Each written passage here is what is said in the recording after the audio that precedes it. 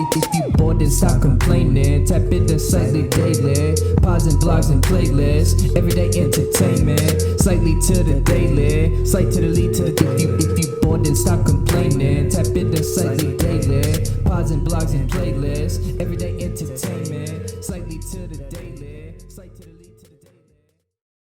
What's going on, everybody? Episode 132 of the Slightly Daily Podcast. I got another guest, two in the same weekend. Yes. This is a recurring guest. This is a special one. I said this before, but I'm going to reiterate it. Young Soul was a part of the most viewed podcast I've had. It was just one of those things where I was like trying to fit in it. Like you guys hit me up, and I was like, man, trying to work this shit for like some months, bro. Especially this one too. Yeah. But I wanted to come back because I feel like we had a real authentic conversation. Absolutely. And I was telling my brother, on the way here, I was like, bro, it's one of the people who, it's few people around, bro, who really could really document a real like large portion of my beginning, like especially with all the underground shit that we was doing in Murfreesboro. But I was like, yeah, bro, been one of the ones who been at the shows for forever. So coming back to talk to you is always like a humbling experience, because it always seems like we talking about how much bigger and how much better and how further I've gone since then, and it's always a good marker of just time to come back and really have a conversation with somebody who not only like a fan but also like a real true connoisseur of the culture. You know, you listen to a lot, you talk to a lot of people, bro. You have a wide range of topics like this that you discuss, and a wide range of music and musicians that you respect and interview. For sure. So I just want to. I like what you said. I like what you said about documenting. That's a big thing. Is like in the short period after I put out an episode, it's hard to see the 1,000-foot view of a year or two after. You know what I'm saying, of the interviews, but like, because I've been doing like just YouTube and stuff, like vlogs and stuff, and then like even when me and my girlfriend first got together, like I was filming vlogs, and that now we're 4 years later, and it's like, damn, like my hair was different, like it's just crazy to even think. the intentions that you might have started out with, or the goals, or the shit you the range of the audience that you thought you might have reached. You might have only thought like, I could do this for these people. You might have figured that you able to speak to and for like shit, other conversations. One of my favorite things, like I be looking forward to going on the ground, bro. You have your polls and shit up, bro, and because it really showed me that you really be like current on shit that's going on, bro, and it ain't always like music related. It could be social, it could be sports, it could be entertainment in general. That's what I just like, bro. Thank you, man. It's like the whole point of this Slightly Daily brand is basically that, because like think about it, when you're chilling like with your real close friends, like when it's just me and a couple homies, we're drinking Bud Lights watching the game, we might have conversations like who's got more movies, Adam Sandler or Brad Pitt type shit. And like that's a conversation that like I kind of want to like project into my brand, and just that to have like dope conversations about entertainment, because that's what like keeps a lot of. Have to be like drama and stuff. I feel like a lot of podcasts or like interviewing in general be geared towards like what's the juiciest soundbite we can grab out of here. But like it's cheap though. Like in my opinion, it's cheap, because I definitely keep up with it. Like No Jumper and Vlad TV. Facts, two of the biggest. Just instigating the whole time. Everybody think Vlad a fed. I also think he is. Like, it's just the questions he asks, right? The information that he's able to obtain sometimes. Like, bro, you're not knowing this unless you do not have a friend who's in law enforcement. The only people who report shit quicker than Vlad is fucking TMZ. That's because they got paid sources on every and any goddamn police force, fire department, ambulance. Like, what really fucked me up was like when that shit happened with Kobe, bro, and like they was the they ones knew before his wife, and that shit was like messy as hell, fam. But it's like, and in this age, it seems like we always in a rush to be first, bro. Who dropping first? Man, who talked to this girl first? Who had this car first? Who had this chain first? And it's really a thing that's become an issue in hip hop to me. Everybody just got to be first to the thing. People as an artist, I feel like if I go in and I make an album and I want to set this date on it, like if I get to it, but somebody might beat me to the date, I ain't really finna change my date. I know that shit is like a bigger thing with bigger artists, like the guys at the top of the top. But I feel like if you making good product, bro, like why you letting people scare you off your date, or even just more trivial shit, like if you really like a woman, why is like who she might have dated before you scaring you off for it? Why is a car that you really might like not appealing to you no more just because this guy you don't like might have had it first, or he might have a better version, or it's real trivial. It's a group think thing, and that's why I can group think. Absolutely. Kendrick talked about that on his new album on the N95 track, where he was like, take off the he really like just take off the bullshit. Like, everybody looking for you know, real in the culture and like where did it go? And it's like, yeah, like we all be asking this shit, but we all be contributing to it too, you know, like but that's one of the things that I like about an artist like Kendrick or Cole. Of course, like, you know, people like Drake and Future, they my favorites. Like I love me some hoes. Like I love me some Wayne, bro. I love artists like Meek Mill, Babyface Ray, because like on the day to day they make me hustle. But in reality, like I also have, you know, just the common sense enough to know that like, yeah, you know, everything that we rap or talk about or enjoy within the culture ain't particularly positive.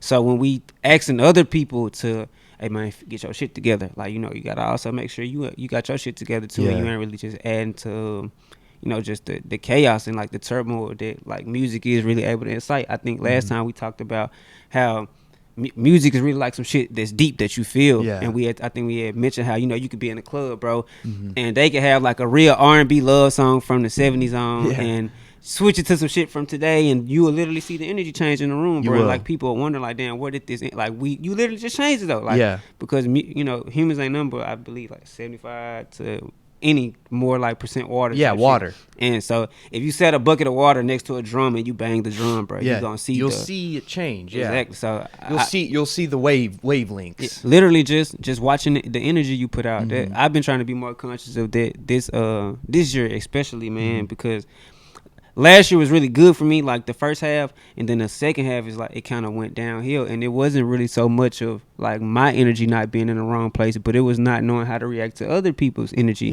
being in the wrong place. I had a festival that I was working on, that I was trying to put together, had really put like a lot of work into it, had to fight the city to make it happen, fight institutional powers, and ended up really being able to have a date. And then, you know, you get to that and then you start seeing more obstacles, and you start to wonder, is like, is it a racial thing? Is it what is it that's keeping these people from trying to what's stunting it?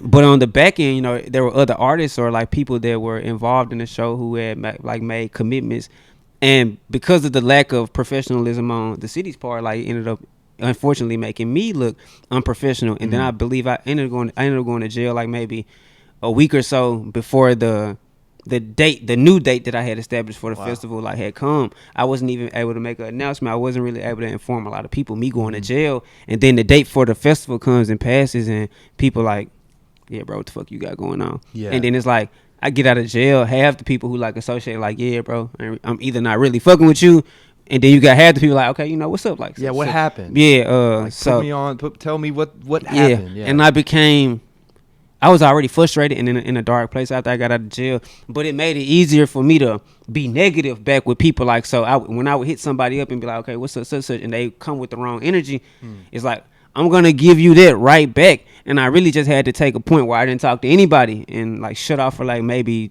2 or 3 weeks, didn't record, just stayed at home, and really had to get my mind right to be like, okay, this might be a real thing going forward. Like, in order to keep it from escalating and creating more problems for you, where it already might just be like a verbal, you know, thing, but to keep it from escalating to anything further, just don't talk to people or learn how to fall back. You know, if you reach out to somebody that don't give you the response you want, you know, just let them chill. If I run into you in person, we can have a different conversation, but the energy that you're giving me right now is going to have us both in a bad place. And I had really got a chance to think about that when I sat down in jail for like those couple of weeks, and just was like, damn, bro, having to prepare.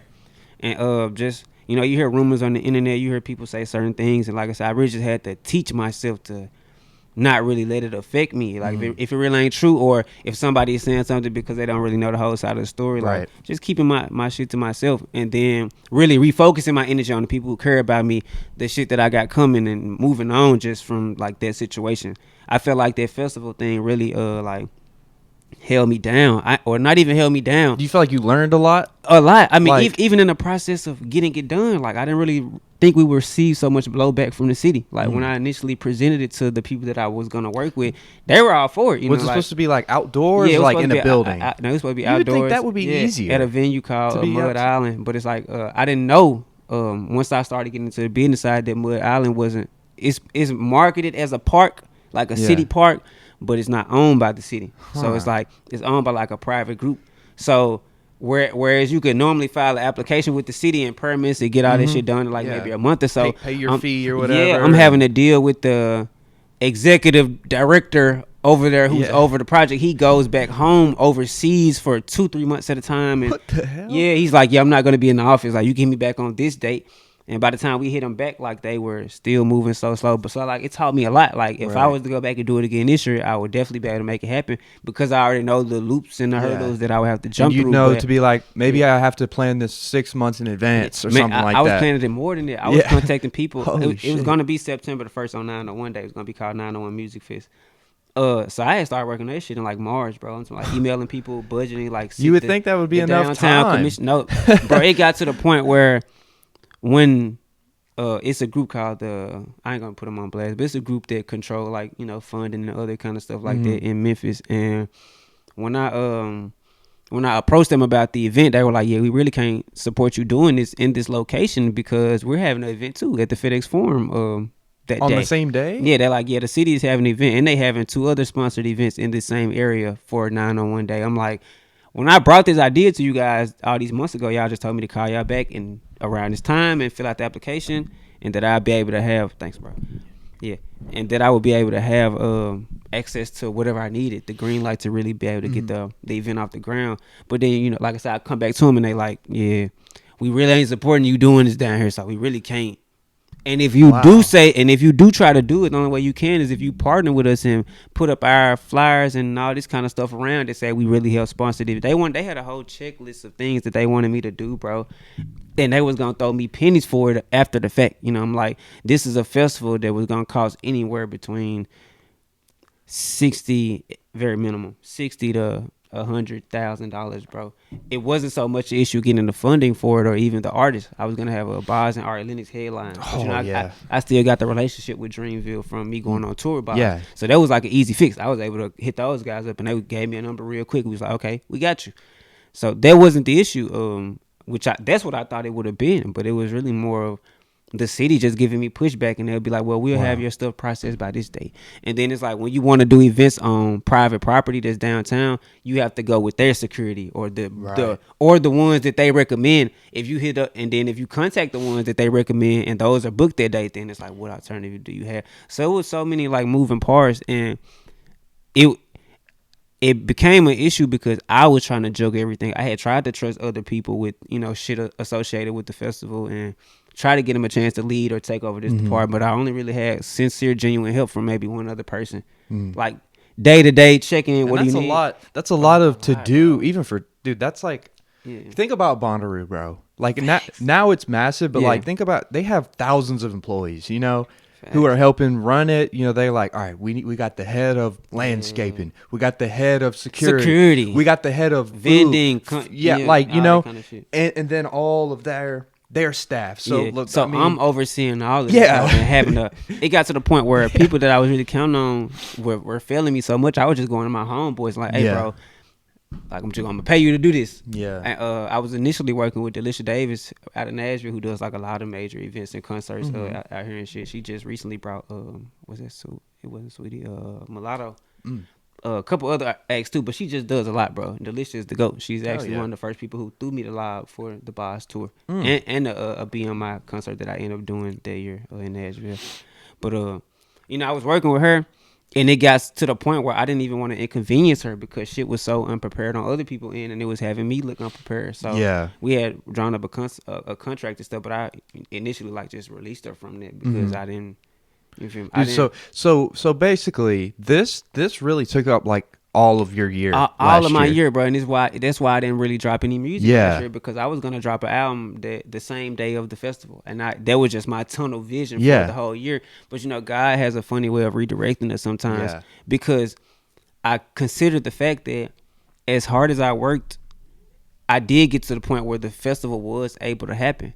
I just was not outside to able to see the execution through to the end. Like I had already contracted my stage, my sound, security, all the things. I had already jumped through all the loops and the holes, bro. And it started out as me trying to make some money. I was gonna end up having the event just be free, bro. And, just reimburse like all the vendors and all the artists and try to make sure they were okay. Red Bull was gonna cut a super nice check. Tom Melchoir, who helped put on the Underflow show at Marathon that time. I met up with him. He had looped me in with the guy who's over the regional festivals and shit with Red Bull. They were gonna cut a crazy check, bro. Like, so it wasn't even a point about not being able to make the festival happen. It's just I wasn't there, And even if I had set all that shit up and I went to jail, nobody would have been able to execute the festival the day of because nobody knew what the hell was going on except like maybe my one other friend, and that would have been too much for him still because even he didn't like nobody had talked to artists like Boz and Ari Lennox or and I was also going to get my homeboy Keith Locked to be on the festival too. Like, you know, people you can't just reach out and talk to these people like every day like through regular motherfuckers. Right, because I mean they got a lot of stuff going on. I mean even just like that's their job, you know. What if they're not gonna? What if they already have something booked for so that you try and book it way in advance? And I felt like it was God just telling me to wait, bro. Because like I said, even if I'd have worked and got all this shit done, and it was set there to where the play could have been made, I was in jail for it, bro. I wouldn't have been able to perform. Everybody else would have been able to enjoy the fruit of my labor that I had been working on for a whole damn year, except me. And then it definitely would have made me bitter, bro. And it's like it still wouldn't have been nobody there to run the event, and then.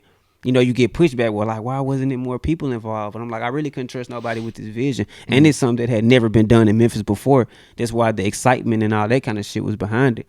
But, you know, like, shit go left and, you know, people say what they say and draw their conclusions. And like I said, it was a period when I got out of jail where I wasn't, you know, the most friendliest or, like, the most political or even, like, wanting to talk to people. So my response to a lot of people at the time might not have been what they wanted it to be, but it was just me going off the energy that I felt, bro. That was the first time that I was like, I ain't never felt like I was by myself in life, but it was the first time where I woke up and was like, yeah, nobody really could help me out of this, like the situation that I'm in. I really gotta get back on my feet. Never start recording, but it just had become a point where it was taking over my mental, bro. But really, I got over this shit by I used to watch Floyd Mayweather fights all day, bro. You know, he like one of the most hated people in the world. He is. But he had a quote that said, you know, every time I go fight, like it's full, and it's because no matter whether people love me or hate me, like you just want to come see whether I'm gonna lose or not. Yeah. So either way, I won, and just internalizing that perspective and knowing that with the festival, no matter what might have went wrong, that I actually had good intentions and a good heart and tried to do the best of good business to my ability. Then I had to be okay with it, and then you know the holidays come around, you know you see your family more, and you start really looking outside of like the fulfillment that I was getting with music, and like I just started feeling good again, started getting back in the studio. Now it's May and it's like I'm fully back in the swing of things and really just ready to tackle whatever. I got about 200 like unreleased songs. That's like awesome. Ready to go. I want to drop a project. Nobody even really knows. I want to drop a project June 4th, just out the blue, bro. Just give people music and like not have to worry about the promotion or caring what however many streams it does the first week or first day. I just want to give people music and really see them genuinely enjoy me making music. And then, cause it's just like something you have to prove to yourself. Like I'm not worried about the money. Like I'm pretty like secure in my life, bro. So at this point, I just want to enjoy making music again. So I'm probably gonna be dropping at the beginning of the month, going on tour at the end of June. Nice. Me, Mike Carr, trying to get Ricky Blue on a couple of days. Of course, trying to run it back with Evan. Just get a lot of the old gang back together and get to running around again. I feel like I've learned so much as an artist, as a tour manager, as a as a regular manager, as a booking manager, all this kind of stuff, bro. In the time that I've taken, or the time that I was taking to dedicate to the festival, and now I'm just like, I'm hungry. Like it's back to where I was in 2015, 2016 when I felt like people didn't really respect my pen or like my grind, and I was like going super hard. I'm talking about 6-7 shows a week, you know, whether I'm playing in front of somebody or not. It was just to me like I gotta keep showing you the motion. I gotta let you see that it's moving, and that's the same mindset that I have now. I'm like, I just gotta let you see that I'm moving. You know, even if you're a fan of me who didn't know about the festival fiasco, and you watch this and you like, damn, what the fuck, what he had going on, and you go, look, it's just, I know I dedicated a lot of time to that. Now I'm just like, I'm ready to run through everything, bro. I'm looking at music, it's so wide open, and I also know that what I bring to music coming from Memphis is something that's never been seen. We got a lot of talented artists, bro, but I think I'm just different. You know, we got some that excel in every lane, male and female, from the R&B to the crap, to the trap, to the crunk, to the gangster, street, conscious, whatever you want to label it, emo, whatever you want to label it, bro. We alternative, we could do whatever, but I feel like the lane that I occupy in Memphis rap is just something that's never been seen before. I'm one of the few that could toe the line between like really growing up like in the trenches in the hood and really seeing the worst side of what the city had to offer. But I've also grown myself and my brand to where I've seen the other side of the world and what it got to offer, you know, when you traveling and you linking off into these other ventures of like business to get money. and meeting other people and them exposing you to other culture that you weren't familiar with. So now just bringing all that back to the music, I feel like I found a formula that will allow me to be successful and stay true to the young soul that people grew to love, but also just show, that I'm mature now. I was having a conversation with a friend, and I had sent her a couple songs, and she was like, yeah, when did you record this one right here? And I was like, yeah, it was around like 2020. She was like, yeah, I could tell. She was like, your voice sound different now, your delivery, it's more it's more confident, it's more developed. So I know for sure that I've been growing, and now I'm just eager to share that, with people again, man. A lot of people don't really know a lot about me. They just know like, yeah, he a rapper. When I rap him, it seems like he got something to say, but what's his real story? Yeah. So let me ask you this: when was your last official drop? Because I know that you put something out June 4th, 2020. That was but didn't you before I purged? But you put something out and then took it off, right? Yeah, that was all of that. But before I purged, didn't get to Summer Outside Parkway came out in 2019. Okay. That was after the Boss tour. Right. And that was because I felt like I had to make music. I had been performing too fucking long to not have no songs to have new stuff. So I did that. I did the Spirits EP, which was that fall, which might have been like 6 or so songs. Okay. And then I didn't do anymore because now that I recall, that was the year my daughter was born. So I know I was dedicating a lot more time to just being home a lot. Yeah, and then my mind go blank on 2020 because that's Corona year. Dude, and everything. So of course, I didn't really want to drop music because I'm like, as an indie artist, I need to be able to tour. I need to be able to be active and people to see me. If I cannot do either of those things, it don't really make sense for me to drop music. Like, especially if I want to make money off of it, it's just not a profitable thing right now. So I really wasn't pressed for it. 2021 was when I was like, okay, I've been put up for so long. I'm ready to just shake shit up and really claim, where I feel like I belong in music. And that's where the festival idea came from. But I wanted to be one big thing. I need one big splash to one match. And after that, I know it's over. Like, my career is set for life. Even with me not banking on music being the thing that set me for life, I knew if that move came to pass that it was over. Like the city was even talking about doing partnership deals for me to do events for them. So that's how deep in I was with with that one event. But 2021, it was like I was recording the whole time, never stopped recording, and I traveled more than ever. I'm seeing and doing and experiencing more of everything, bro. And being frank, that's like with everything, like life, money, women, this place. Like, I became like very, I wouldn't say materialistic, but I did delve in that world for like a certain amount of time. And it did rub off in my music. And then, so now when I go back and reflect and I listen to music from that period, I'm like, okay, you was here. Or you was doing this. Oh, yeah. And that's interesting. And now it's just like, it's growth. But yeah, my last couple drops, I liked them, but I also felt like the quality could have been good. So when they got taken down, which really that wasn't any of my doing. I was going to ask, because I mean, I had your music downloaded, and I know, like, it was the tape with Bando on it. Facts. I know and that. No, Bando was that one. I know your music, and like I remember, because like even in my library, it was like not available. Yeah. So I was like, okay, is he being like emo right now? Is he like taking it? Like, I've never been that kind of guy. Because like there's some like I didn't know, and I was like, okay, I didn't hear anything. In reality, like I said, I feel like the mixes on some of them songs could have been better, but that was just me being a perfectionist. That's like me. I want to put out the best. Yeah, absolutely. And the other half of it was I went through like just a separation of like a group of friends that I had been pretty tight with for a long time, and somebody within the friend group let their emotions get to them so deeply about the disagreement that we had that they deleted my music off streaming.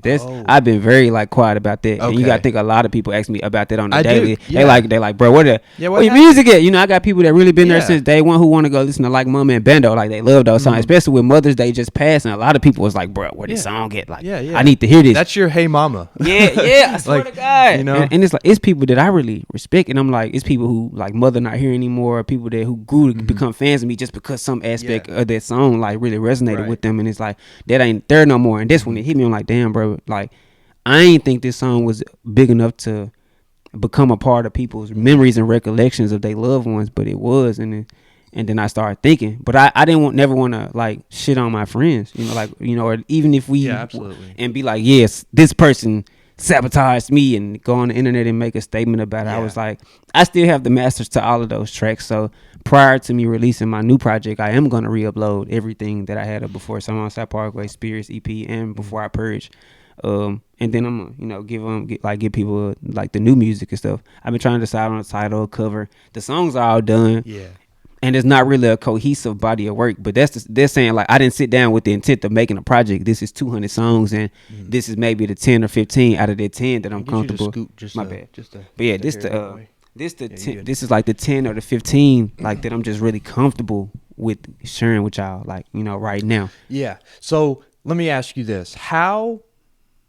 Because like I've made music and stuff before, and like just done creative things. But like, tell me what's your like process of like vetting and kind of like filtering through 200 songs, and being like, all right, this is like, obviously you're not going to put out all 200 at once. But like you might not even officially put out half of them ever, but like what's kind of your thinking in this to kind of filtering through that many songs to come up to like a boil body it of down work. It's, well, I try to do everything with timing. So the name that I kind of been playing around with, and it might change after this interview, but it's Soul Season. It's like, because it hasn't been Soul Season for a long time. So I feel like when I pop out again, it's really going to be the season for people to pay attention to me, listen to the music, get to know who I am. You can, whatever, good or bad, you feel me? And but as far as the songs, I just listen to them and be like, okay, which of these it ain't really got to stand the test of time, but which of these best are help me articulate where I am in my life right now. So like I said, songs that I made in 2020 that I probably it's cool. I probably like to listen to them because I don't think I've ever written a bad verse. So some songs probably will stay in the vault. Some songs I do just because I'm in the studio and I have the time. I don't want to waste the time. But I've gotten to the point now where my method in the studio is so crazy. I'm probably doing like, if I'm really writing down the song, like really writing or working with somebody else, or I'm going from scratch, I'm probably doing like 2-3 songs an hour. So if I'm booking a 4-hour session, I'm leaving with like 10 to 12. I'm leaving like a lot of songs too. Facts. Yeah. But it's like writing is easy to me now because I've been doing this shit for so long, and writing was like my first love. It's never hard to write if you authentic and you just writing truthful shit. It's hard to make up a good ass story if you don't already have one. But so especially for you, because like most of your songs are like really thoughtful and stuff. Facts. Because like you can go in there and just create a vibe, that doesn't really like necessarily mean anything. Facts. There's nothing. I got wrong songs with like that. And it's like I'll leave all music. Facts. But I also know we talking like this shit is vibrational. And I know a lot of people who really like love my music at first was because it made them think, or at least it was thought provoking. It was like real intense, and it felt like a very personal conversation that me and you could have been having, even though the room might have been full when I performed it, or you might have been around people when you heard it or played it. And I've tried to always keep that tone. So really, whatever songs matched it. It don't matter what the sound of the beat is anymore. Whatever like sounds the best, like it is me, I'm gonna give you that. So with these 10, I just wanted to mix it up. It's a couple R&B joints on here. It's maybe one with me singing on here. It's sounds that people haven't really ever heard me rap on. It's a lot of things. It's a few tracks on there that's kind of like in that bando lane, which is like turn up, high energy, high energy for sure. And then you got the more introspective ones where I'm looking at myself like, damn, you could be doing better. Then there's songs on there where I'm looking at the world around me and like, yeah, I'm really like stepping on you like right now. So it's a range of emotions on the project, like, and it's not cohesive. The album that I'm dropping later this year, Welcome to Soulsville, that's cohesive from top to bottom. But with me just popping back out, I was like, I just want to give people music. And you sift through, you sift through this 15, you might maybe like 5. Like 5 might make it to your real, you might download them. That's cool with me though, because there's 5 songs that I just popped out with that nobody ever heard that you like, that's going to hold you over while I do a video and while I'm on tour. And when I get out the tour, another month or so, I'm coming with the real deal album with the heavy hitter features, like with the Take Key production, with the Boz feature, the Isaiah Rashad feature, and shit like that, bro. And just really trying to, lock shit down. So can you talk about that more, or do you want to talk about that more? I mean, the stuff with Take Key, that's already done. That's out of the way. The song that he produced on the project, I've probably had the beat for, since before my daughter was born. Literally a day before my daughter was born. He sent it to me while he was at the Revenge of the Dreamers camp. Oh wow. Yeah, so I'm like, it fucked me up. Compilation album. Yeah, the first one. When everybody was getting the invites and shit, and it was crazy on social media, like the Willy Wonka golden ticket. Like he sent me a beat while he was down there, and it always stuck with me. That was like, damn, bro, you around all these great ass artists and musicians, and you literally just was like, What's your email, bro? Let me send you this damn beat. Dude, I never met Tay Keith personally, but Cool one thing about him is I noticed is like, bro, he's He very respect. humble, and he's still like Accessible. he's bro. still like he seems like a really genuine person. Facts. Like to people who knew him in college or Facts. whenever they met him. Yeah. Well, see, I met Tay Keith in high school, bro. Okay. Like I say, me Right, and him, like that makes it even better. Like that's even older, you Yeah. know, like that's even longer Yeah. in time. It just seemed more authentic, and like I knew his mom before knew him because she worked Oh, at the wow. school type shit, so she might have Okay. worked there like maybe before he got there. I'm not really sure what the Mm-hmm. timeline was, but I for sure know like that she was there. Like I used Yeah. to see her in the office. Like I was older than he was, and by that time I had really finished up a lot of my high school courses, so I used to fuck off at school, bro, and be like an office assistant, like being that motherfucker, just acting like I'm a teacher. Yeah. But like all of us like went to school together, so it's like when I see him come up and like we went to high school together and college, and I seen him blow up. Yeah. Like around the time he was really taking off, I had just got back from my first tour. We saw each other at like a campus event, and we was just like giving each other our props. And Yeah. like, damn, bro, like this shit crazy. I really got some of your first beats. You really heard some of my first raps. First And raps. the same thing is true with people like Key Glock. Like mine, like some of my first raps ever. Like Glock heard some of them joints and be like, yeah, Wow. bro, like you different, bro. You coming like J. Cole, Drake type shit. So nobody would think, you know, like we was Key Glock also like how did you meet? Was it also like school. high school? Yeah, school. Okay. Like what happened was the school that he was going to, which is called Southside, on the Okay. other side of the neighborhood, which is where like artists like Black Youngster and stuff is Okay. from.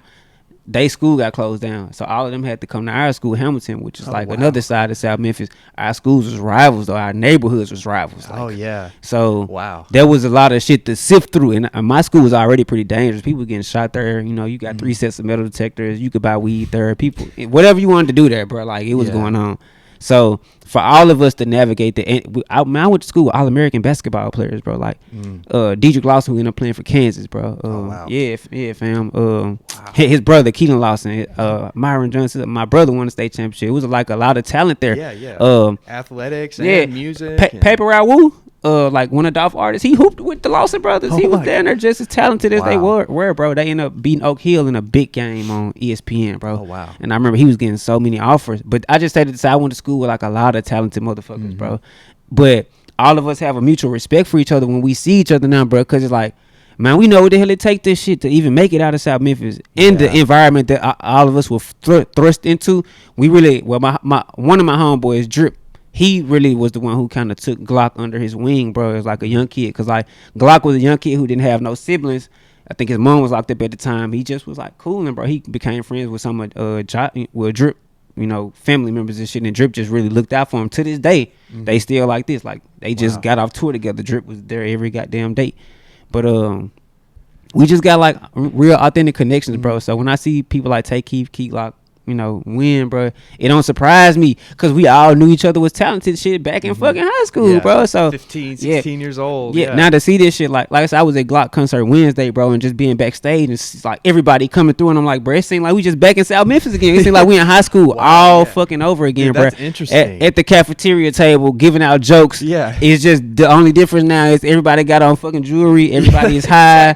It's 1,000 girls backstage and shit. We finna go I'm finna go watch bro kill it. Yeah. But it's inspirational to me, even though I ain't at the point I want to be at in my career, bro. It's inspiration because I know this shit is obtainable, and I know that the route that I chose to take, like with my kind of music, don't necessarily pay the immediate dividends. Like, but I'd be happy to see them guys win, because I'm like, bro, y'all deserve this shit. It ain't like y'all wasn't working. It would be different if I felt like they was sitting on their ass and then they was getting blessings and shit. But the same way they respect my grind, bro, and will acknowledge me and support my shit and repost my shit at times, bro. Yeah. It's the same way, like, I'll do the same for them, and it ain't no I'm trying to still preserve the relationship, or I'm looking for a favor out of it. It's like genuine. yeah, bro. Like you've seen him, like you said, high school cafeteria. Hey, bro. You got money for the vending machine? Like, Bro. you know what I'm saying? Like, because I can yeah. even relate to that in my friends. Like now, like And I'm me and so my- blessed because I'm 26 now, and I'm blessed to be like, wow, I still talk to guys that I played baseball together when we were 15. You know? And it's like all my homeboys, like we've been friends for 20 years, bro. Like facts. Yeah. I'm 27, and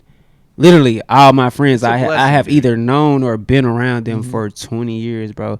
And that shit is just rare now. So when I'm moving through, like, I don't even like the word the industry, but like when I'm just moving on business or like music in general, and people, you know, I don't really need an entourage. Like I got real day one friends who got their own dreams and like shit that they chasing. So we don't really have to be around each other like that, but we support each other 1,000%. Like, I know if I needed Drip or Ty, my homeboy Ty the Legend, which you might have heard him, he rapping shit too. Yeah, I've heard like him. Any of my guys, bro, we just keep it like that. Or even just the homeboys from the neighborhood, bro. It don't really get weird now that we all get money and shit. Cause when we around each other, we still can look at each other and be like, damn, bro, I remember them days we didn't have it. You know, like we can relate to shit being in high school and just being hungry and not really knowing what the fuck we was gonna do, but knowing you wanted to do something. I never knew I was gonna really be doing music as a fucking career, bro. I thought I was gonna be a politician or all this feels a fucking lawyer or a doctor or some shit. I was smart as hell coming out of school. Was gonna go to Howard, but life redirected me, bro, of some shit that I didn't even have no control over the situation. It was literally just like, this what you doing now. Yeah. And when I was able to go to school again after I had a little situation with the police, I ended up in Murfreesboro, bro. And shit, I didn't know it was a school for music. Like my homeboy Ty he was out here and he was like, bro, just come to get out the city. You know, like just refresh your mind. And then if you don't like it, you know, you could try to re-enroll in Howard, just, you know, have some good grades this semester. And I just ended up staying, bro. It was like the best decision I probably ever made. I didn't graduate. I helped 1,000 motherfuckers here graduate. You got a lot of doing their papers and shit. Good real life experience. With Networking, that. bro. Connections that I was able to use after I left. Like getting the paper is cool. I know a lot of people who got the paper though, but are not working in the field that they got that paper in, bro. And I don't have one, but I know I could call up engineers, producers, artists who Grammy nominated, platinum, all this shit, and at the drop of a dime, and be able to collaborate with them. And it ain't they got as much respect for me as just a still. Who I might still be local to them, I might still be regional to them, I might still be nothing to them, but it's still like a respect there that these people who have gone and accomplished shit that I can only dream of doing one day still hold a type of regard for me, even when we might not communicate consistently, bro. Like when I did go to jail, or like I was having like little issues going on last year. Me and Tay Keith hadn't talked for a minute, but he reached out to me and was like, bro, like, man, don't lose yourself in this shit, bro. Like, keep your head straight. And it, you know, it just be like people like that who would tap in, like, and when his mom passed, not to even sound insensitive and speaking on it, but when his mom passed, I reached out to him, bro. I was like, you know, bro, it's all love, bro. Like, and I hope he do, you know, feel it. I do think he feel it. You know, he acknowledged it. You know, we had a little minor conversation, but I still hold that same like respect for people like, bro, because it's like I just seen you come from the bottom, just like me. Right. I really can't even, you know, be envious of that. And then I just be like, I'm just gonna wait my turn. I've always told myself that even when people were younger than me, or I thought they might not have been as talented as me or worked as hard as me, like in my brain, I always told myself, you know, like anything that's in your vicinity is just inching the spotlight closer to you, bro. You just got to be ready when that time comes. I feel like for the most part, we talked about this on the last interview. You know, I feel like I was where I needed to be. I felt like I was working hard enough for the blessings that I wanted to receive to find a way to me. It didn't matter how it got to me, man. I can remember praying for things at night, bro, and I wake up the next morning and it's like solution. But it was because I felt like I was, even after I'm done praying, I'm still putting in the work. So I feel like I just meet God halfway, and that's a real thing. I say that a lot of my songs now, bro, a lot of different ways, but I like to acknowledge that anything I'm doing right now is already being preordained by God. However far I take this, however many people I inspire, however many people I touch, like it's already preordained, and I got to be okay with it.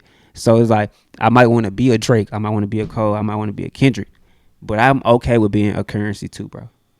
I'm okay. He's still a GOAT. Yeah. Respected as a rapper, can get on any song with anybody and can get any beat from any producer and still is able to generate money, you know, like doing what he loves. That's a good analogy. Yeah, off merch, touring. Yeah, because it's like, bro, you got to be realistic with yourself. And I've just always been like that as a kid. I want to see to the end already. Like, I want to see the end. I want to know every possible outcome. So to me, bro, knowing how hard I work, the connections I have, the talent that I have, the gift that God has for me, I know that if very minimum, bro, if I work as hard as I can, bro, and it don't turn out to what it's gonna be, I can still be Currency, still make enough money to comfortably live, rap, support myself, and have these other, you know, financial endeavors over here that might supplement for the money that other rappers might be seeing off rap. And if we being honest, a lot of people ain't really seeing money off rap. It's the touring and the merch and the extra shit outside of it is like where you really gonna make your money. Well, and even, all right, this is another thing too, is like even like rappers who are like signed or whatever, that money isn't necessarily like it's in advance. You know, like if you don't recoup it, then you gotta give it back, bro. So like it's kind of like And I mean, maybe I think the internet has really like mudded a lot of people's like perception of like how rappers specifically or make music, make money and music too. Like with that this whole too. shit about I don't write anymore. I don't think about some like a pop artist like Katy Perry or something. Facts. Like there's a whole engine behind her too. She's paying, Taylor Swift. And if I try to tell people this all the time. I'm like, if you hear a song on the radio that's popular, bro, it's because somebody paid to have it there. It's not because like the Jack Harlow song, bro, First Class. Yeah. It's a decent It's song, okay. man. Yeah. It's not that good that millions of people around America are calling into the radio like, you have to play this song. You need to play this song to where it's playing every hour at the top of the hour, every 30 minutes on the dot. They got the drops for it. I'm like, no, bro, that's payola. Nobody's going to acknowledge it as it, but that shit like that still exists in the industry.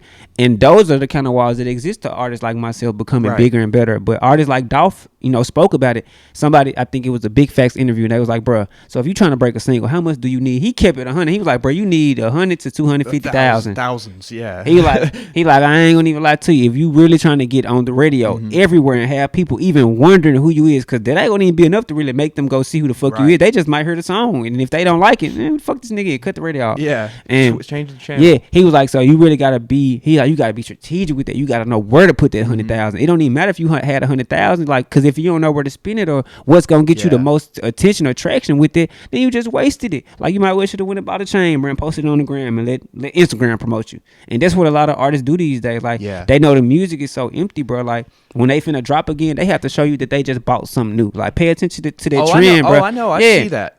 I do. New chain, new car. Like, I just bought a new house. Which is they want you to think that they winning. Now the advance that they just got out that album. Just the check just processed, or that BMI check from 3-4 months, and it's supposed to be, it just processed. They just went and bought some new shit to make you think they balling, and make you think that they got new exciting shit to talk about in the music. But then you go listen to it, bro, it's the same thing. There's only a few artists that can transcend, like Kendrick, bro. Every time he basically was like, hey guys, I'm giving you guys, there's like this cryptic blog post, I'm putting out an album May 9th, and it's coming, and people are gonna love it. Because I didn't even see no ads for that, bro. Exactly. I didn't hear a radio ad. He just reached trailer. He's Kendrick though. Like, he's just one of the. He's a special like a special human being. Yeah, bro. He anointed, bro. Like, and I don't even use that word lightly with people. And that ain't to say he perfect or he like a saint or no shit like special, that. Dude. Yeah, but he's special, really bro. When you listen to that man speak, if you really giving him a objective chance to reach you. And I ain't gonna lie, it's been time where I had to get used to listening to Kendrick because it sound like. But when you listen to like shit like The Hard Part 5, that ain't no gimmick, that ain't no funny voice, that ain't no mixing by Ali. That's Kendrick real life giving you the real, rapping bro. For 5 minutes. That's the first dude I've seen. Like, him and Drake. I don't even think people watch J. Cole rap for 5 minutes anymore. Him and Drake probably the only two rappers alive, bro, that people will really listen to them rap for 5 minutes, bro. Like, it don't matter. And the fact that they do it in so many ways, I really can appreciate it, because like the fact that both of y'all can exist in this time, and people love you, and they don't want y'all to kill each other. And honestly, people don't even listen to that type of music anymore. They don't. That's the thing. That's not what's going on right now. Which we're in this like weird period where it's like, you remember like the SoundCloud era, like 2017. It was all kind of like all over the place. Mumble rap and stuff. Yeah. Now it's like the rage beat thing was a thing. Yeet. Yeah. It's like that type of shit. And the drill and all that kind of shit. Yeah, like that. I mean, it's like not necessarily like, I like some of it, but it's not like that's groundbreaking. That's Travis and Kanye influence. Yeah, exactly. Like there's Travis, Kanye, and maybe a little bit of Thug. Cause Pop Smoke did a good job. He he made a new lane real quick, bro. It was like, bro, you making wavy gangster music. It was like, cool, man. It's like that. I can dance a little bit to this. Like, me and the shorty can catch a couple bops to this. But and that's what kind of trend. Like, Pop Smoke was special. Yeah, and you can't really. His name really was what it pops. He popped. Yeah, facts. But yeah, it's just I mean, I don't know, because I got a friend who like sends me new music and stuff all the time, and I told him the other day, I was like, dude, I don't know what it is, man. I just because I used to, oh my god, such and such is coming out with a new album Friday. I used to be like excited. Take my time with this shit, I used to be excited, and now like I don't really seek new music anymore. And me either. I let it come. Well, I'd be like this. I'm like, bro, if it's good the day it came out, when I listen to it in a week or two, it's gonna be just as It's good. still gonna be there, now. yeah. It's certain albums that I'm gonna go to right then. Like I was in jail when Drake album came out, so literally the first thing I did when I got out of jail was pop fucking CLB in. Yeah. So I got to listen to it away from the hype and the Twitter comments and the trolling and Yeah. the constant bombardment of seeing The- people posting and The conversation that was being artificially Yeah, generated. Exactly. So when I heard it I'm like, bro, this really a solid ass fucking album. But I go on the internet and be like, yeah, CLB was mid and shit. Yeah. And I'm like, bro, what are you really listening for? What do you really expect from Drake at this point in his career? Yeah. He's already expressed that he don't want to seem fake conscious, so he gonna leave that to artists like Kendrick and Cole. Yeah, and respect honestly, they lane and yeah. like I could do that, but that ain't what I'm the best at. What the fuck I like trying to be conscious, bro? I'm from Toronto, Canada. Yeah. What the fuck do I have to be Isn't conscious that an of? interesting thing about Drake is Yeah. like he's never been like a rapper who raps about social issues and stuff. He's Yeah. like, no, I'm doing a song for the ladies, or I'm making a party song. What I mean, he had a song where he talked like it's a song he got with Snoop Dogg called "No Guns Allowed." Where he where he was talking about the violence and shit that was going on. Right. And he do a lot of work, bro. Like as far as like giving back to families and shit like that.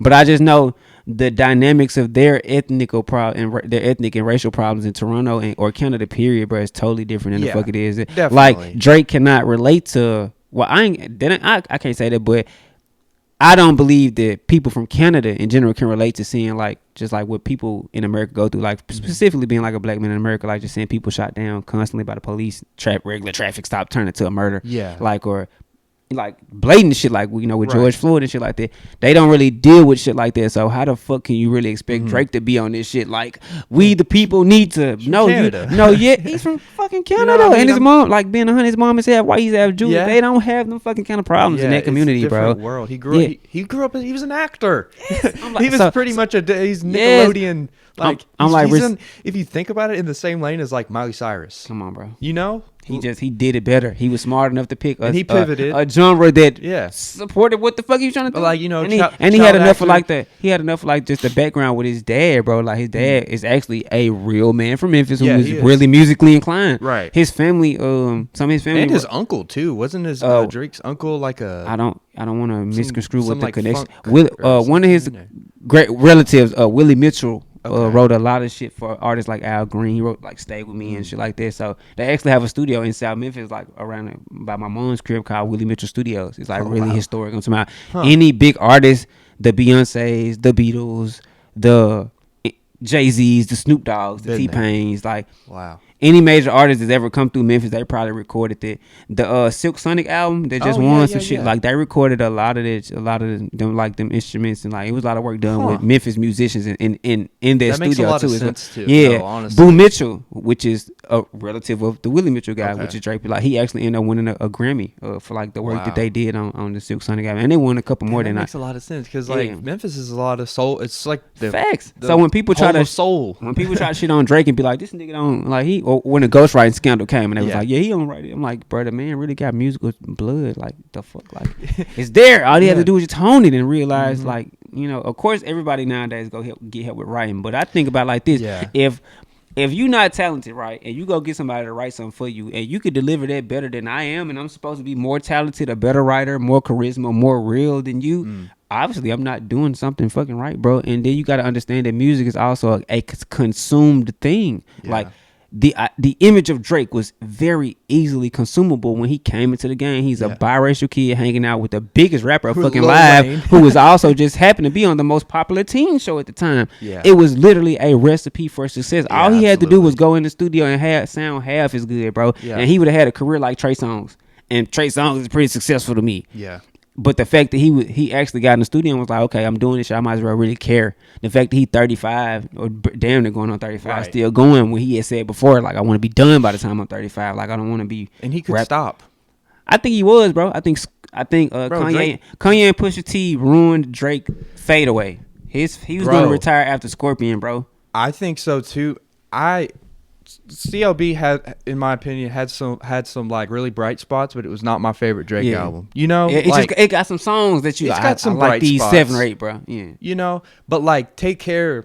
I mean, dude, flawless. That's like we're talking Beatles vibes. We're talking we're literally talking like Marvin Gaye level project. Yes, bro. Like you cared. Like you gave a fuck. You was in the studio every night losing sleep over top this shit. to bottom. Like there's not a lot of albums that you can go top to bottom. Like I'm sure, flawless, bro. Like you can go pick a Beatles album out. You're like, I don't really rock with this, but this is really good. You know, like that's how some people like, bro, the Beatles are objectively, they made incredible music, you know, and Drake was able to like capture that. Kanye was able to capture that. And exceed that shit. Like that's the whole thing, bro. Like we've never seen a rapper do what Drake has done. And I ain't gonna lie, it might be in some part due to just his standing as a biracial kid. But it's like I really can't say that because Kendrick has had weeks where he sold 600,000, 700, and it's like you the best. Like you're a Pulitzer Prize winner. Like Drake probably ran the charts, but like everybody in rap know that I've like.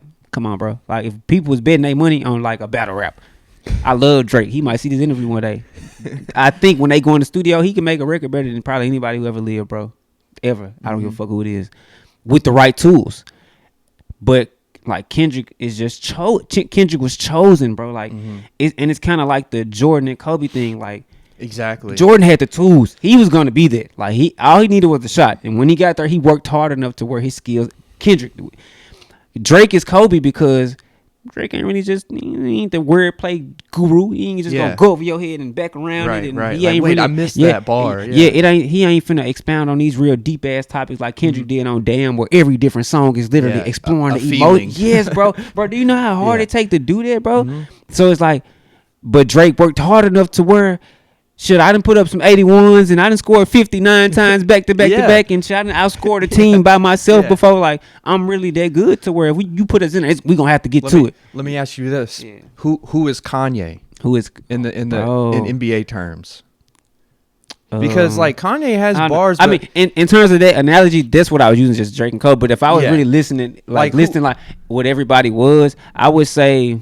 Because like Kanye, when he first started, bro, he really had tough bars, you know, like as a rapper. And then he transcended hip hop, and then like if you exclude the Biggies and the Jay-Z's and all of that kind of like, shit, you know, which is honorary. Well, it's a different era too. Like Kanye was right after that. Yeah, that's why I go Hove is MJ.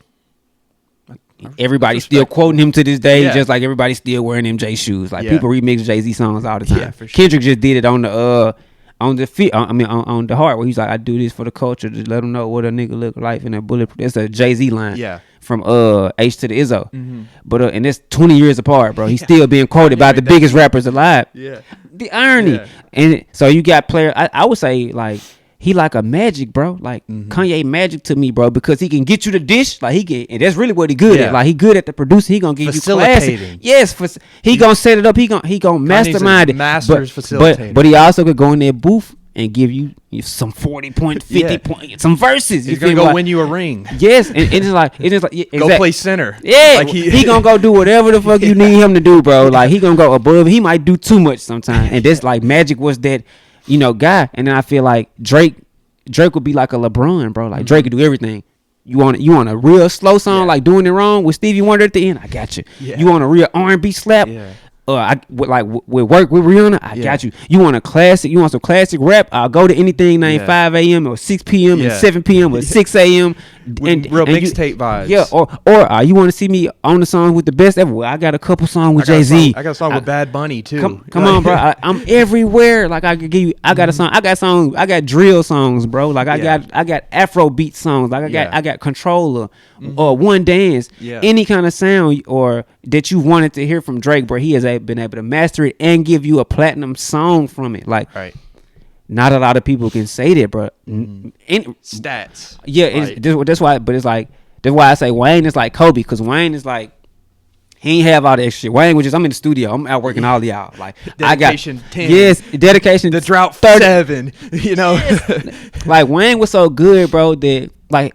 people talk about him during his prime. Like people talked about Kobe. It's like I don't really want to see him. Like if we in the booth that night, I know I really gotta bring my shit because he gonna embarrass me, bro. Top 5 favorite for me ever, bro. Like Wayne is the guy that made me fall in love with rap, bro. Which is why I say he really the GOAT, because he gave us Drake. No other mogul in music at the time was willing to take the chance on Drake. Akon said it.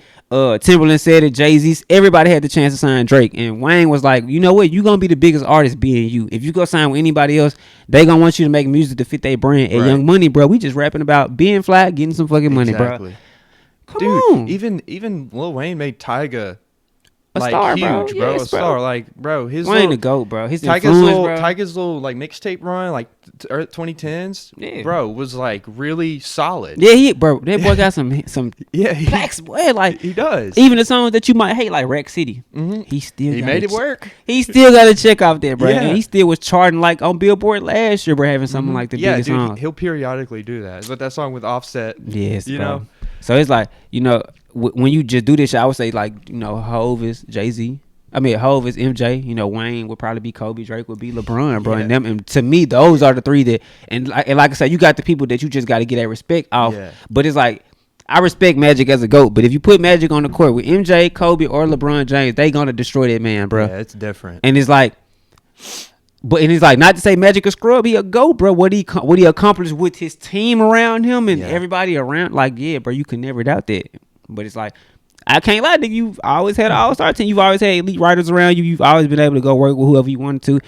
But you the disher. Like, you the triple-double man. You feel me? Like, he like a Russell Westbrook. Like, I might even say Russ, like, would be a more comparable, like, that season where he was like a triple-double. Oh, yeah. Like 30, 10, 10. 12, and 12. That's Kanye's career. Like, his prime, that's Kanye's career in a flash, bro. Him holding up the MVP. I'm really doing this shit when y'all really thought I couldn't do it when Kevin Durant left. Nobody thought Kanye could really be successful as like as an artist producer, like for real, making a crossover. So that was his season. That's Kanye thing. Like, I'm gonna rap, I'm gonna produce it. And I'm an engineer. I'm gonna mix it down on the back end, and we gonna promote it. And then I'm gonna go up against 50 Cent. Yeah. And we gonna have he crushed him. Yeah, we gonna have we gonna see what the hell going on. I think he ended up coming in second. I think 50 crushed him. Maybe, but it was close, bro. It was real close. Trying and graduation, right? Yeah, I think that's what it was. I remember they had the little shit on BET where they did the little face off and shit. He was like standing on his tippy toes. But it's like Kanye was the master of marketing, just like Magic was the smile. Like he gonna get you. So, but I think what all those guys bring to the game, like it's hard to put all this shit in a box and compare it, because it's like, you know, y'all was in different eras. Like, would Jay-Z be as successful as if he came out today and only rapped? It's hard to say, man. He wouldn't, because he would have had to go through the social media engine. Yeah. Like, by the time Hov was rapping, like, the internet was, bro, he's 26. Like, if I told you I sold 100 bricks and I got enough money to kind of suggest that I might have sold 100,000 bricks, you gonna have to believe me, bro. Yeah. You can't just go on Instagram and find somebody saying, or Twitter scroll. You can't search Jay-Z and be like, man, this nigga Jay-Z just got robbed, bro. Or, man, Jay-Z ain't really out here. You can't see people talk shit in real time about celebrities like you can now. Like, you can go search Lil Baby name right now. I'm pretty sure there's somebody dissing him. Somebody for no reason. He ain't even really like that. You feel me? And somebody will come across it and be like, man, somebody said Baby ain't like that, man. And I believe it, bro. Like, that's just how fickle the mind of the internet is, bro. I started seeing this shit with Tekashi. Yeah. And I'm like, I could respect anybody trying to get some money, bro, but Tekashi just ain't respect the rules of hip hop in general, and it was a shame to like really see people like, it was funny, and I'm like, bro, like, no, bro, he really here. He's fucking with people's lives. Facts, I bro. mean, anybody that Tekashi 6ix9ine, and I'm not in that ecosystem at all, but like, bro, anybody that Tekashi 6ix9ine has ever beefed with has seen legal trouble immediately after. And this was before he went to jail. Like, when he was trying to bait Chief Keef and Dirk them and all before, like, or Von them when they was all alive and shit, bro. Like, or when he went and did the shit to the Nipsey mural and shit, bro. It's like, come on, fam. And people still tune into that shit. They're like, he wild. Like, people are wondering why he got 3 million views on this video, but it's because like when you reposting it, when Nipsey said the best way to get that shit out of the culture is to ignore it, bro. Yeah. Because like, even if the attention even if it's bad attention, you're still giving it attention. Still giving it attention. That, like I say, it's something that I had to learn about giving people. You just can't give everybody your energy, bro.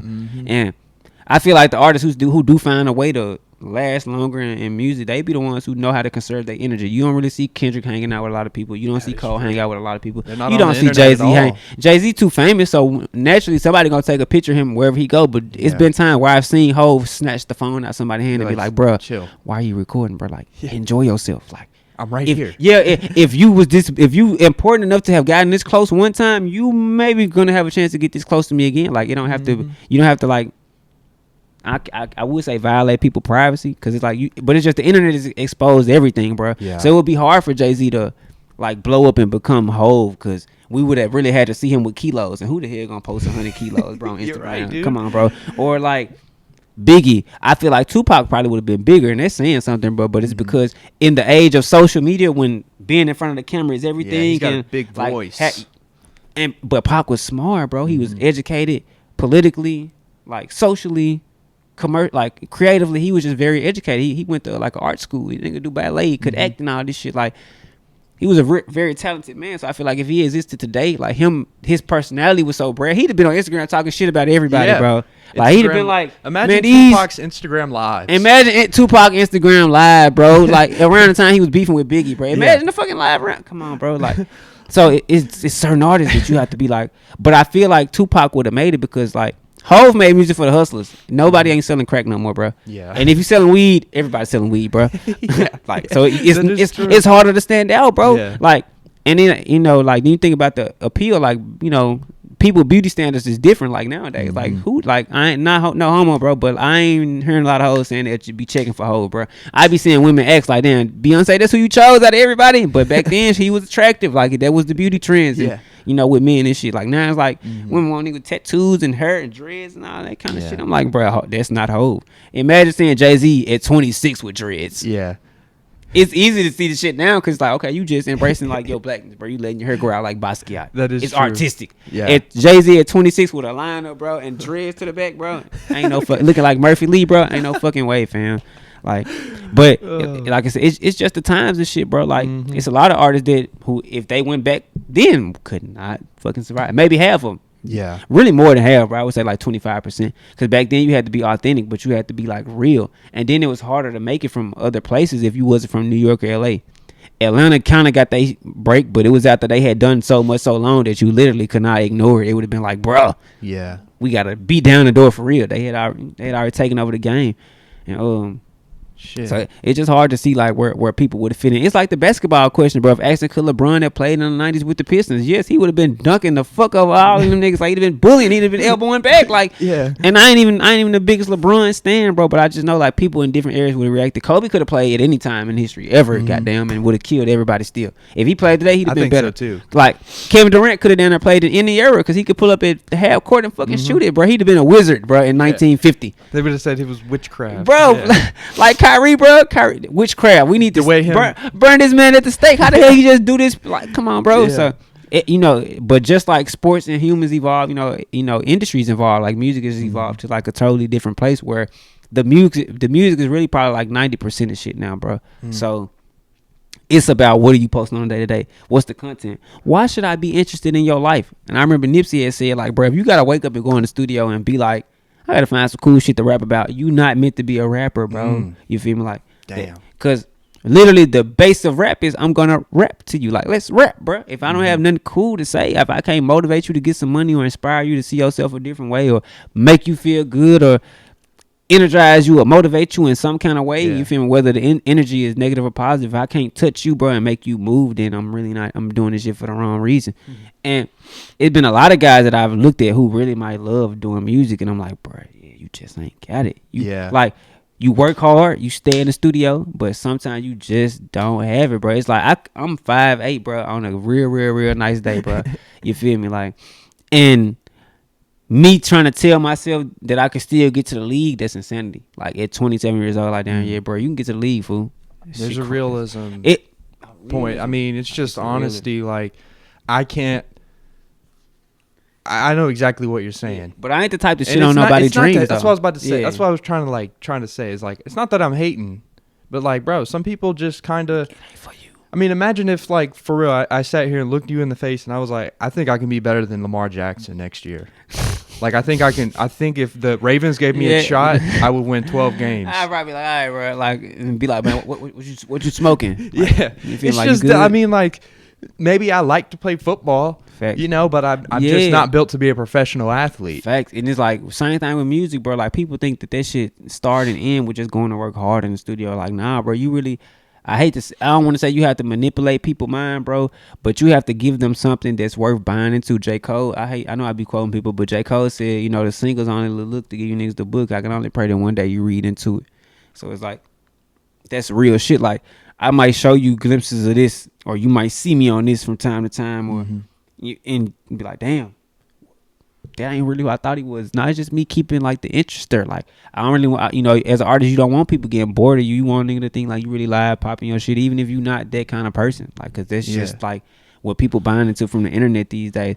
I find that I'm able to toe a fine line because my music don't really demand that I just be overtly aggressive or flashy. Like I don't have to post up with 100 chains or in the trenches with guns and shit and like shit like that. People really know me, already know that. Damn, that's your background, bro. If you know my family, you already know where I come from. Yeah. But like for the newer people meeting me, I don't want to give you that. So now every time you see me, you think like, damn, this, and I'm knowing that ain't really who I am, and I feel like I done created a character for myself or a persona that I really can't or don't want to live up to.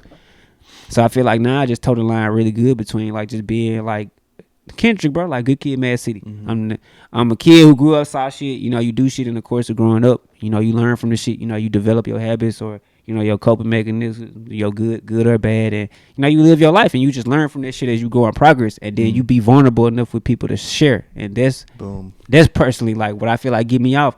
And I know a lot of people used to shit on me for that, bro. Like somebody used to. I don't even know what the fuck it was, but they was like, yeah, bro, you just be making all these sad songs and shit. I'm like, well, you know, as a human who be in my head a lot, bro, it's just like natural thoughts.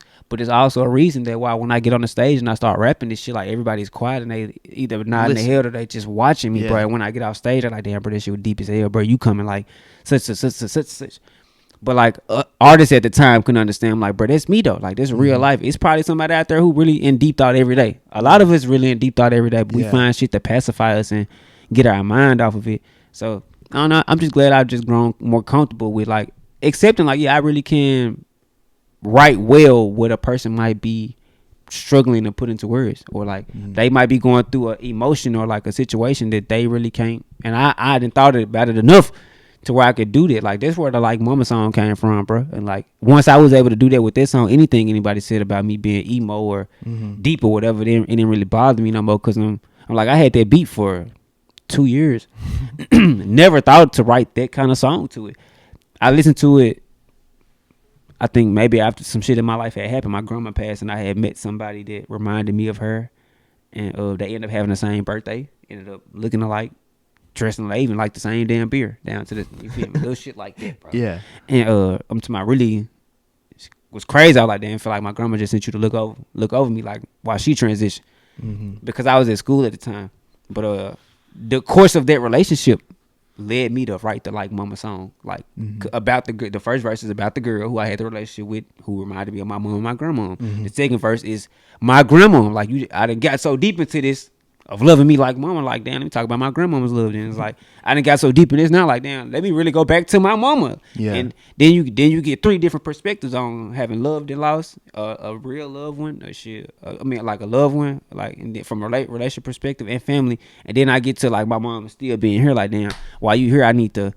But I don't arrive at that point if I don't go through them things and process them emotions and sit and think about how I feel about this shit and how I felt like Shorty was sent into my life, you know, to like just watch over me like when my grandma transitions and shit. It might have been whatever, bro.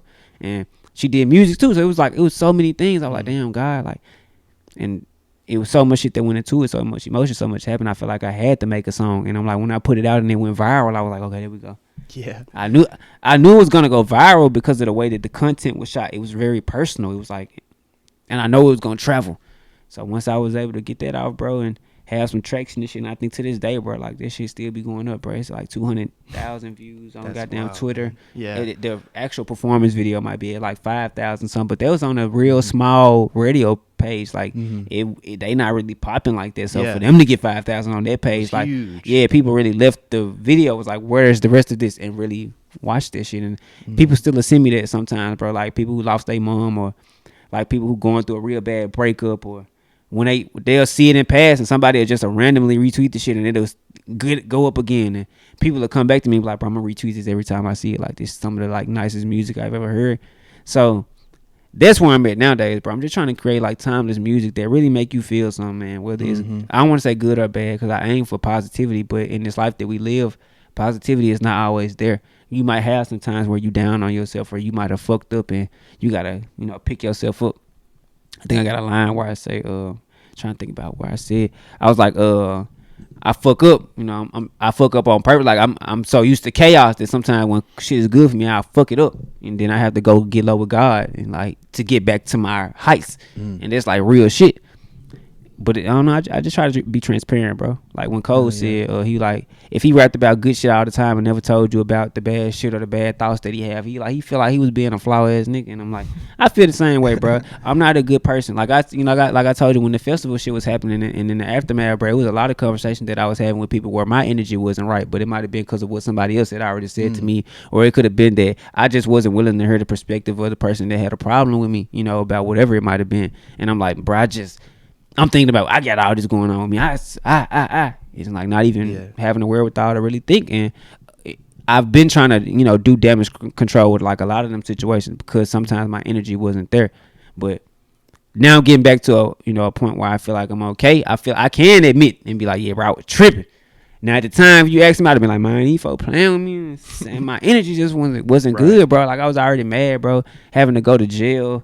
Then it's like, I got a daughter too, so it ain't really time that I'm really trying to be missing out of her life. That ain't money that I'm trying to be giving away to the courts or even business that I'm trying to have out there. Or like, I'm not trying to create no bad looks for myself or just put bad energy out there. But at the time, shit just happened, bro. And it was a learning thing. Like I learned from it. Even the festival failing, me going to jail, me not putting music out, my music in, taking down, bro. It's like a lot of shit that I went through in the past 2 years. The day I got home out of jail, bro, I caught Corona.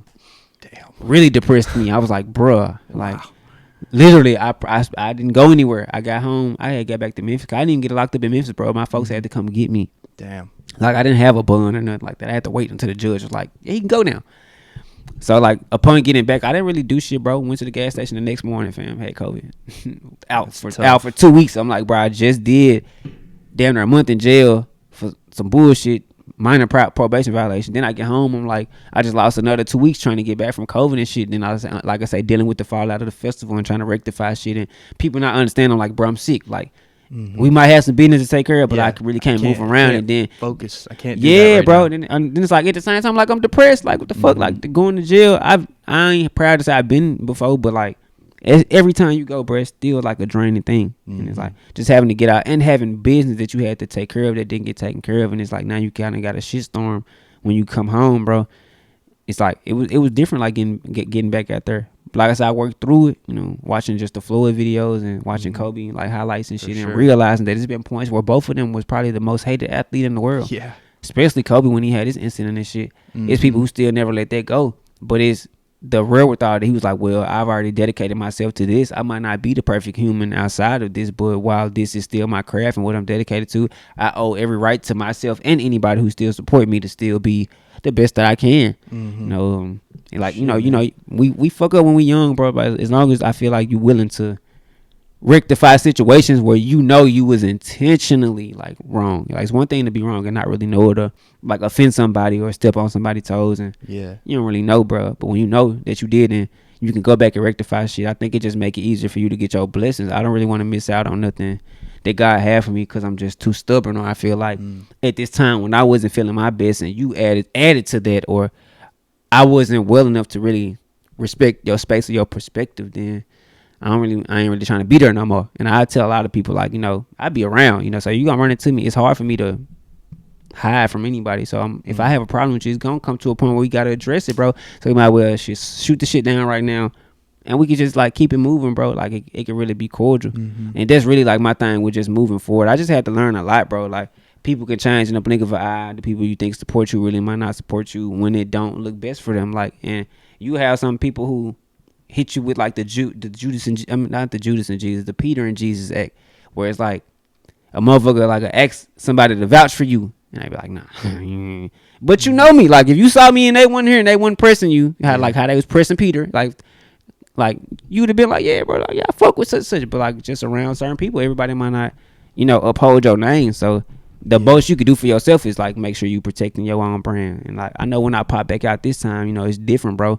There were people who were around me back then because they knew that I was winning and like was able to like, let me get in. Like I don't really have no motion going right now. Let me ride a bro coattail, or let me see what kind of motion he got going. Let me go ask him for some advice. Let me ask him what's his next play. Then could I be a part of that? And me being so willing to share, bro, I'm giving all the game. I'm giving all the tips. Oh, you want to do this too, bro? Let's do it. Like you trying to go on tour? Let's work it out. Like let's plan it. I'll do the whatever, bro, because I'm just like that, and I know how I feel to not have people to help you. I know how I feel to not have resources and shit. So being able to do what I can now, I was in a position to where I wasn't stingy with nothing, bro. And it's like all it took was with one incident for a lot of people who said they respected me and shit would be like, yeah, I ain't really. But I'm knowing if you saw me in real life, the energy that you keep with other people on the internet, you wouldn't have that.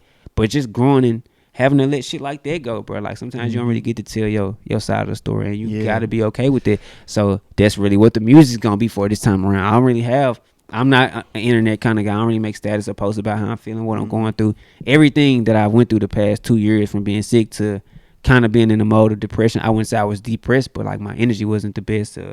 Hustling, grinding, trying to build a better relationship with my daughter, with my family. You know, better business, better music. I just been trying to elevate, and I think people gonna get a nice taste of it. Like when I do drop music again, cause I'm so transparent, bro. Like. I'm just like, I'll make a song about being mad about or upset about cheating or not doing something right, but it's like the next song I'm back on bullshit, and it's like that ain't who I am, who I strive to be. It's just like me showing my humanity. It's a real duality to all of us, bro. You don't always want to do the right thing.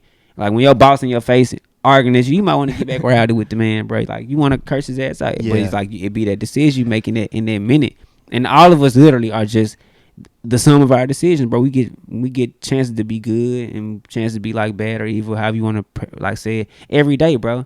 And it's just about like what you do with it. So like while I'm alive, I just want to keep putting out as much shit, positive energy as I can. That's beautiful. I know that I'm blessed to be here for a reason. I know that God put me where I am, bro. Like Memphis is called Soulsville. My rap name is Young Soul. I didn't know that we was Soulsville when I first started rapping.